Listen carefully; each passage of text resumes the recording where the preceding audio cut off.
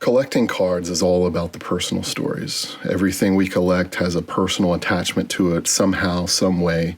And today I want to share a personal story. Growing up in 1993, being a Braves fan in the early 90s with that dominant Braves team. And I want to talk about a very special card in my collection and the reason why it's special to me. Stick around. It's a long fly ball deep to right. Way back! It's gone! Home run! How about that? Boom! Waka waka! Marino was right on target.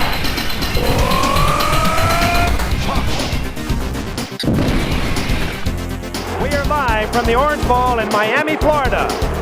There's a sellout crowd, of course. Oh, did you just call it? And he does!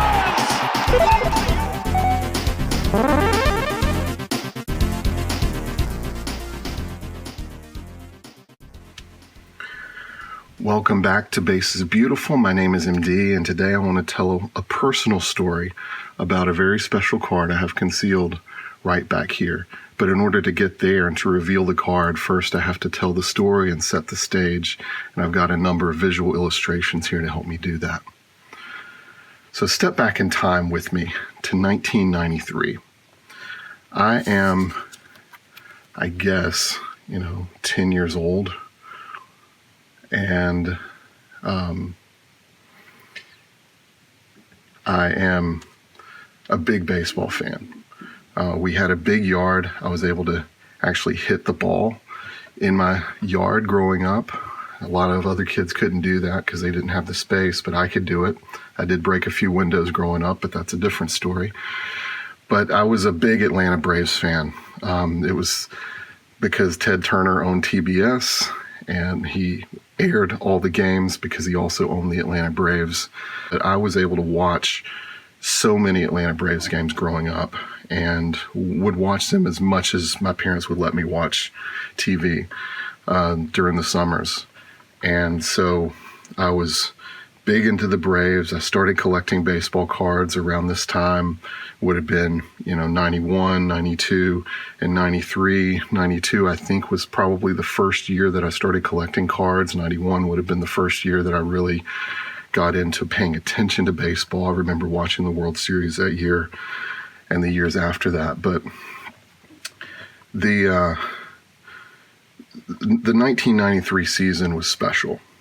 And it was special because of two players, Greg Maddux and Fred McGriff.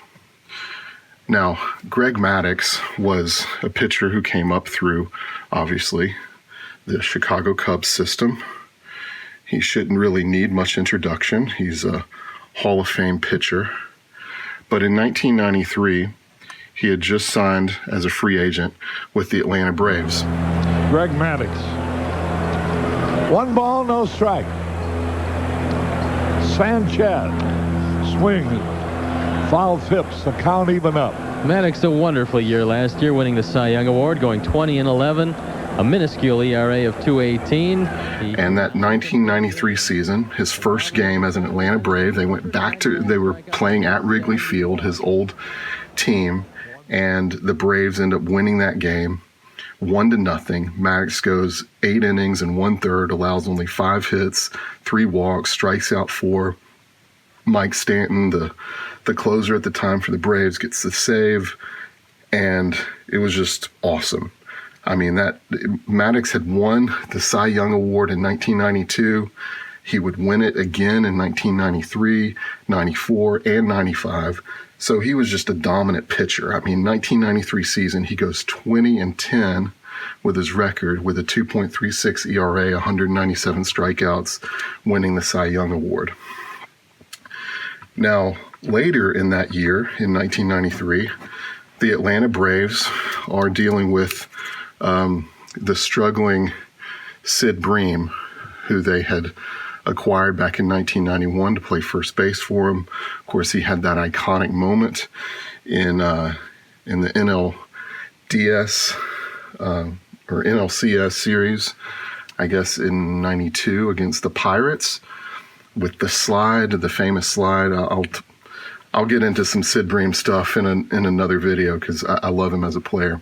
But anyway, they were replacing him because he had been struggling a lot, and the Padres were doing poorly, and so the Braves were going to trade for Fred McGriff to take that contract off of the Padres' books and put a major bat in the middle of their lineup in between guys like David Justice and Terry Pendleton and some great hitters that were on that team.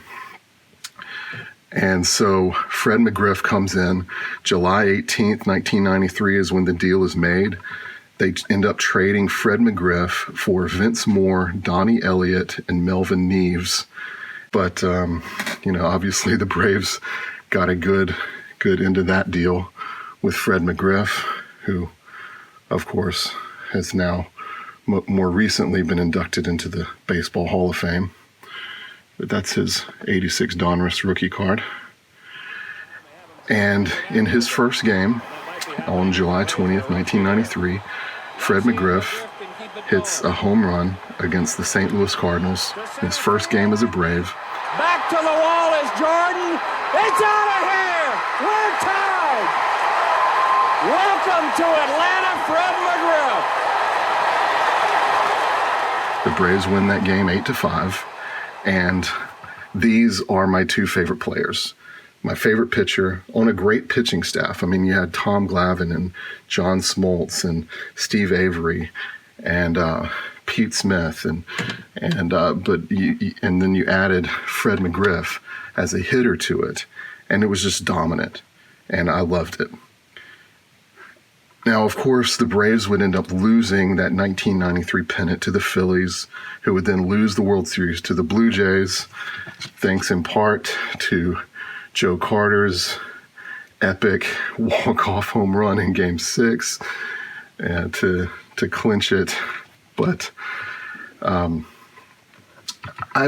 pretty sure that I ended up seeing a Braves game in 1993, may have been 94, but my dad took me to Fulton County Stadium and we watched a game.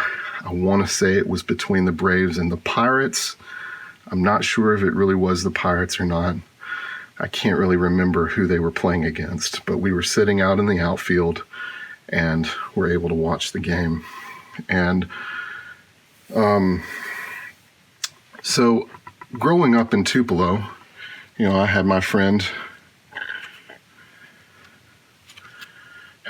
Clay, and he collected baseball cards, and his favorite player was Steve Avery, because Clay was left-handed and Steve Avery was left-handed, and I don't know, something about that. He connected with Steve Avery as a player. But I was at Clay's house one day, probably in 1993, maybe early 94, and he told me, hey, I'm sending a card to Steve Avery to have him sign it. Now, I'm a kid, I think autographs cost like $1,000. I don't know anything about, it just seems like, wait, you can write a letter to a player and send them a baseball card and they might potentially sign it and send it back? This just blew my mind as a kid. And so I was just thinking about that over and over again throughout the next couple of days. Like, am I going to do that? Should I do that? I should do that.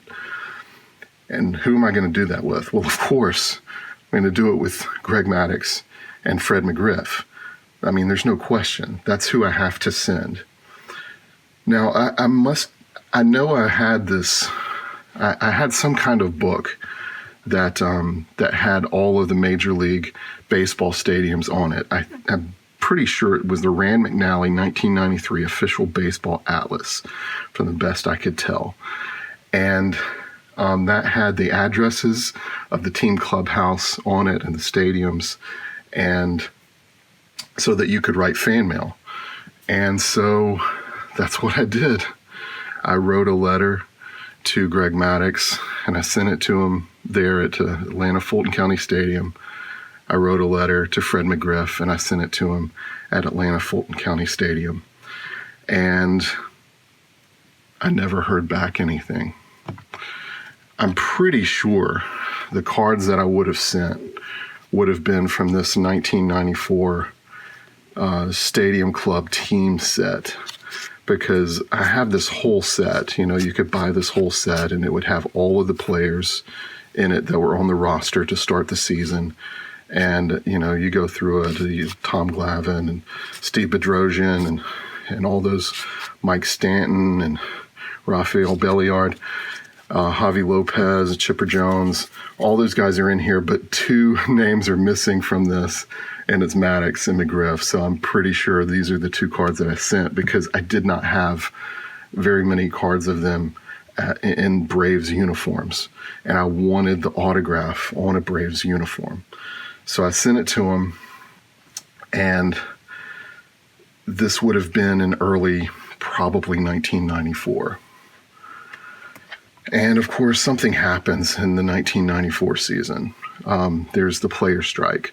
August 11th, 1994, the season ends before the end. There's no World Series. Everything shuts down. And I lose interest in baseball.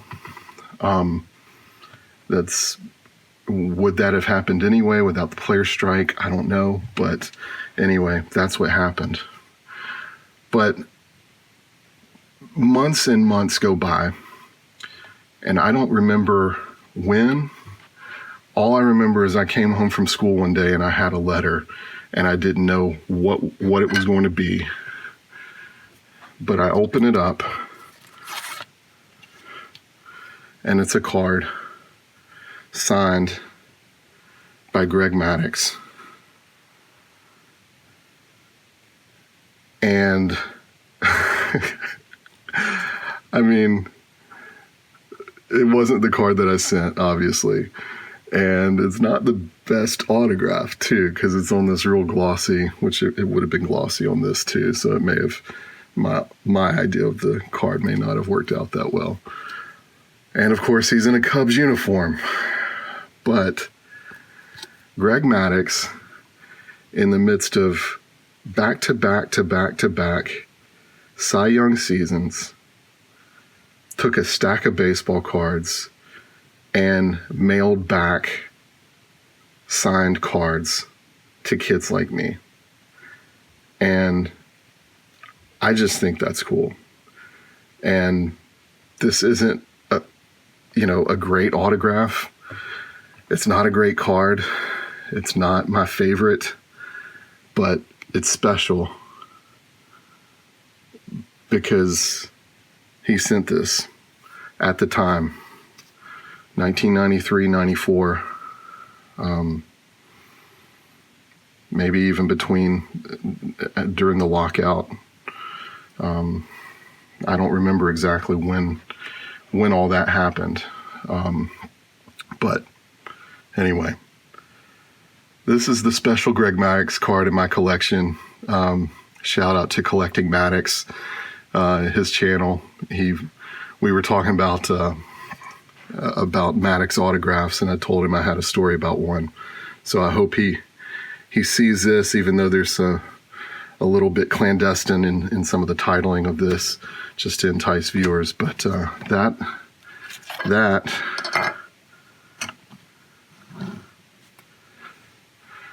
that is my story. So thanks for watching. I hope you enjoyed. I hope you have fun stories like that from your childhood, even though I ended up losing my interest in baseball, losing my interest in card collecting, honestly, until 2021 or 2022. So that's kind of the damage that a player strike could do. Young kid losing momentum watching the sport, but I appreciate Greg Maddux, and obviously Clay, I don't know if you ever got your Steve Avery card back. I hope you did. Obviously, I picked better players because mine are both in the Hall of Fame. But yeah, I'm still waiting on that Fred McGriff. Maybe one day that'll come flying in the mail. But anyway, thanks for watching. The Braves get their first victory of the year. Greg Maddux proves that when you're a great pitcher, You can win with a weak club, as he did with the Cubs, and you can win with a good ball club, as he just did for the pennant-winning Braves the last 2 years.